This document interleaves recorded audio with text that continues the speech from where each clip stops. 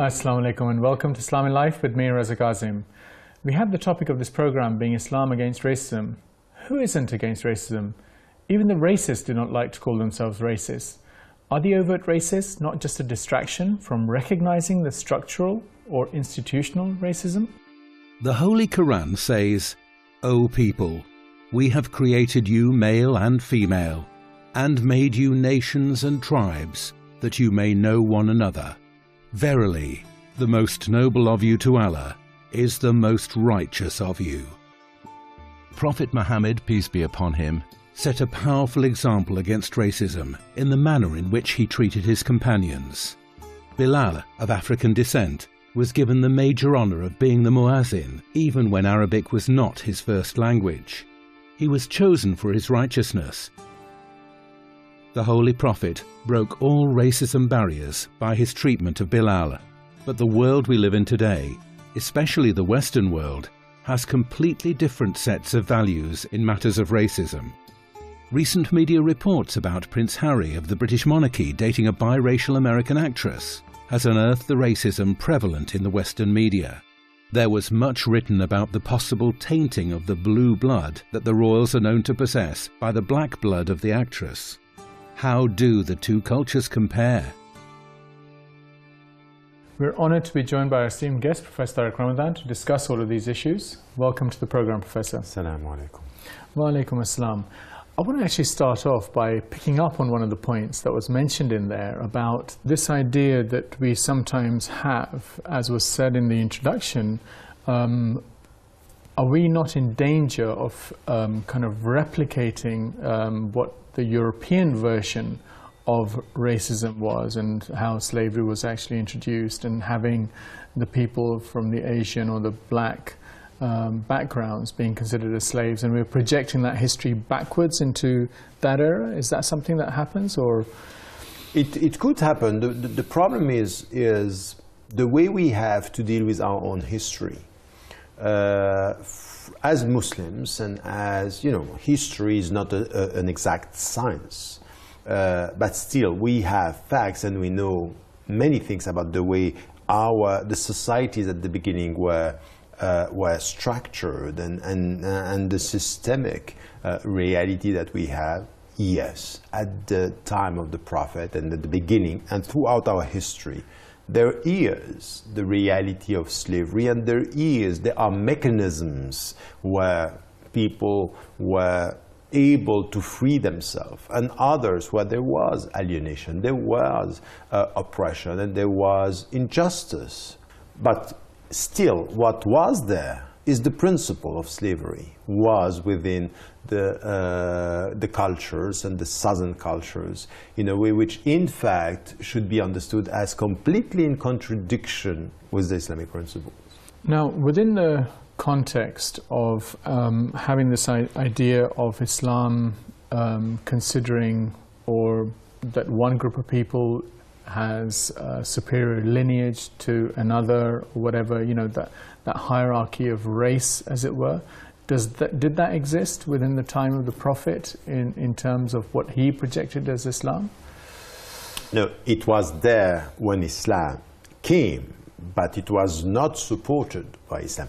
And so this is why the rich people and the powerful, when he came with a liberating message, was really about, no, it cannot be the clans and the tribes are not the structure of power on which we are going to rely. At the end of the day, what is important is your faith. Inna akramakum indallahi atqakum. The more dignified among you is the one who has the deeper love, reverential love or piety. That's has to do with the invisible side. So it's not in your blood, it's not in your color, it's not in your social status, it's in the way you are connected to God. This is what is going to bring you. So there is a spiritual message which is saying you are equal, there is one humanity, and the hierarchy should be based on your piety and your God consciousness. So this is something which is coming from Islam, was a liberating message here, and the people who came first following the Prophet, peace be upon him, were poor people and marginalized people, among them some of the black people and the slaves, because they understood that with Islam, this is where I'm going to find freedom, because this is what the message is all about. So we have to come with something which is deeper than only to repeat Islam is against racism and oppression, or this kind of hierarchy between, you know, the people when it comes to the tribes and the black, the skin color and things like this.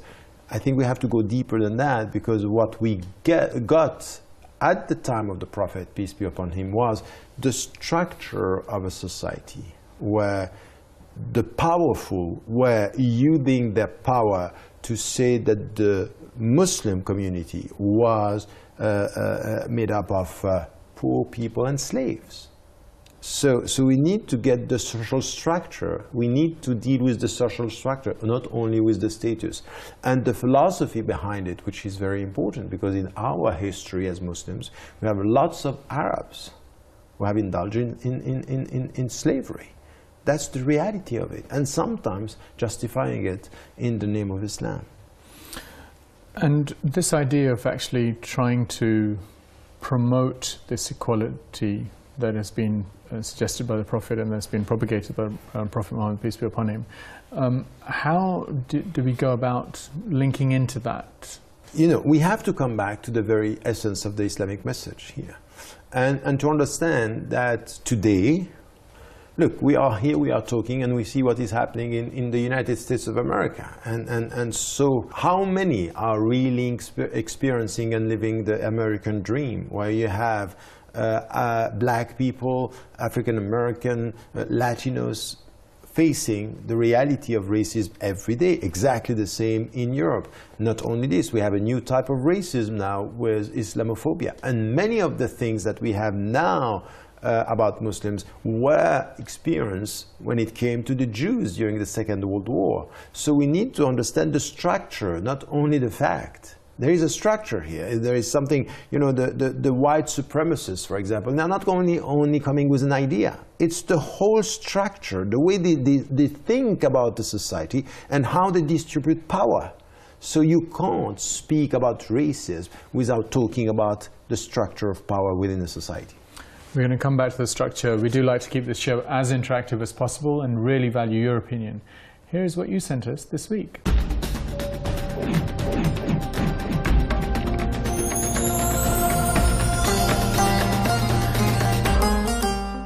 This week we asked, why is Islam the most anti-racism religion?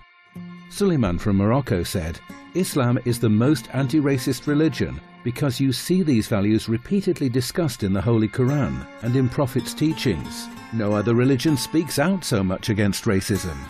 Insia from Canada said, history is proof of the fact that Islam is a religion of equality, with so many examples of how varied companions of the Holy Prophet were. People of all colours and ethnicity are welcomed and judged purely on the basis of their devotion. And Amina from France said, the Holy Quran tells us clearly that the only measure of a person's superiority in the eyes of Allah is his or her piety. Race or colour means absolutely nothing. Islam brings everyone together, any color, any age, any race, everyone is a family.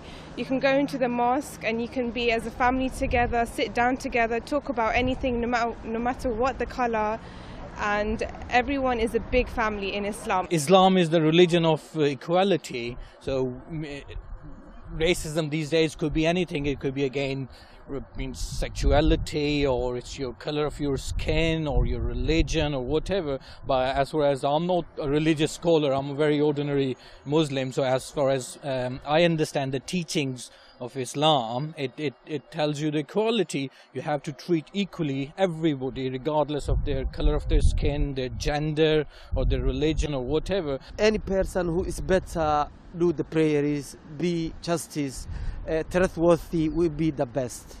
It's not according to your race or where you come from or according to your color. Well, people do not have any knowledge about Islam. Probably people did not read about the Quran. If they read the Quran, they would find out that Quran is against racism. That's all the comments we have for this week. If you'd like to have your views featured in the show, be sure to follow us on Facebook or join us on Twitter. Now you can send your own videos with your comments and even your questions to islamandlife@presstv.com. We were talking about, and you're mentioning the idea about structure. What do you mean by structural issues to do with racism?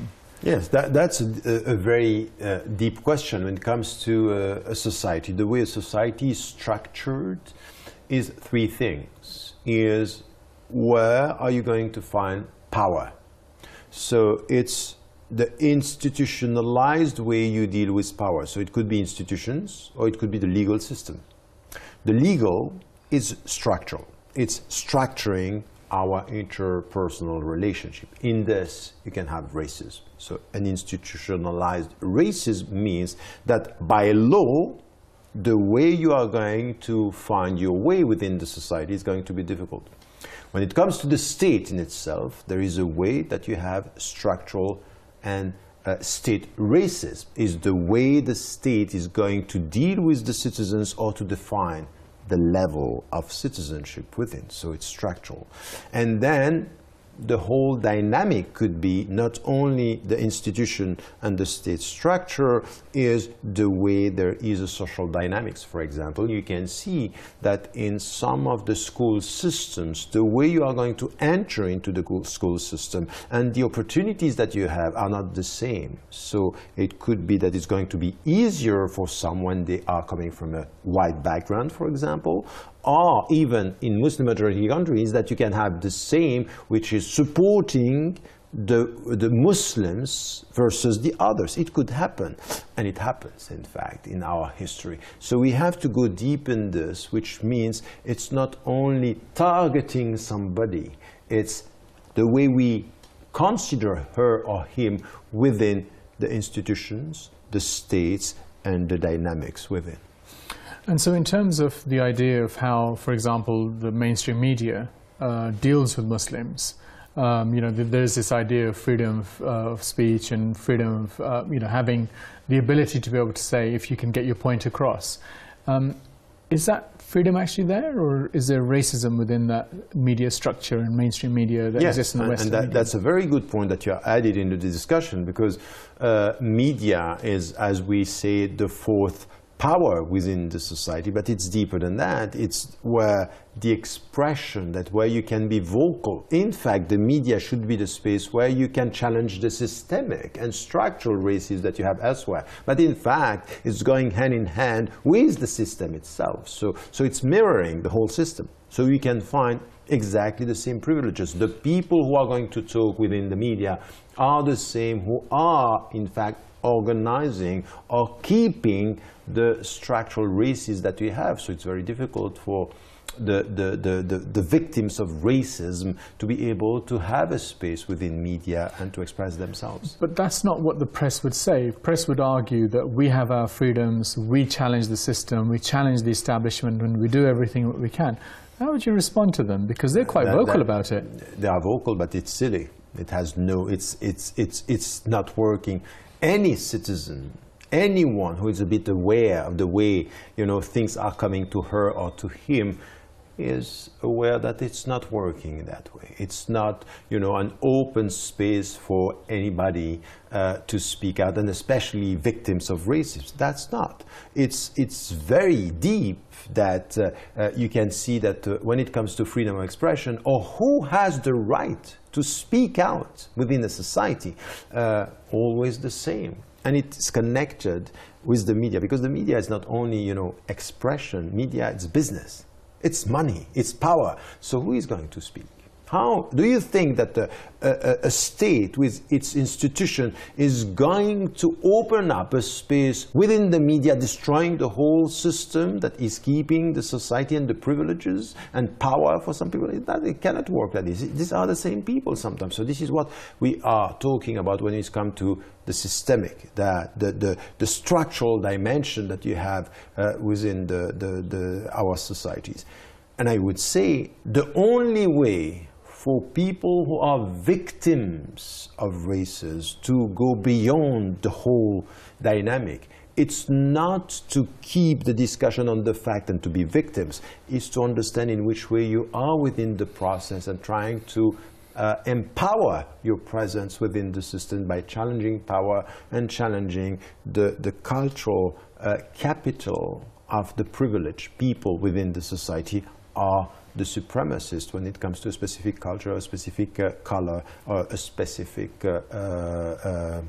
group within the community. Continuing that idea a little bit further, one of the things that, for example, Daily Mail, which is seen as a right-wing, some would call it a racist paper, in terms of the narrative that it's constantly pumping out, actually came on and said that it was the first paper that challenged the racism of the Metropolitan Police with regards to the Stephen Lawrence case, and so on. Now, how do you square the normal narrative that seems to be being pumped out by the Daily Mail and its foray into picking up this one issue and saying, oh look, we're not racist, we just talk about issues? How would you square those two things? Exactly the way we were talking about it. You can have a newspaper or, taking one story and making it a symbol. But that's the problem.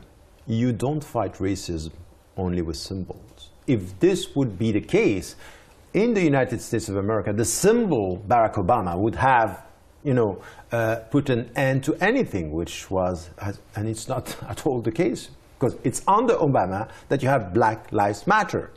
It's exactly the opposite. They're saying it's even worse. So the symbol could just, in fact, hide the very existence of a dynamic. So some of the newspapers are part of the dynamic, and they take one and say, oh, look, we are not racist. This is what we are doing. So, but the fact that you are talking about this one, and you don't talk about the whole system, the whole way it works, means that you are not helping this liberation process, and you are not, in fact, involved in putting an end in races, but taking a symbol to hide the reality at the grassroots level. And this is happening with so many media and so many people and so many politicians in the way they take some symbols to avoid talking about the logic and the rational behind it. There's also this blue blood concept that's constantly being talked about and whatever, or sometimes being talked about. Any thoughts on that kind of an idea? I think that our problem is very often because we have a problem with the racists, but we also have a problem with the people who are fighting racism in the way they are putting the whole understanding or the big picture. It's deeper than only I don't like you because of your religion or because of your color. It has to do with you are challenging power. It has to do with economics. It has to do with money. It has to do with media. And this is where today we have within our society in the UK privileges. We have people keeping their privileges and targeting in a way not directly with racist talks, but through our institutions within the society, a specific community or specific people with their religion and their color skin. How this is going to be revealed or being expressed or being embodied within our society, the starting point could be the education, the school system, and the way. So we have. Tell me how it works with your school system. I would detect the first signs of this racist dynamic within our society. And we have it everywhere.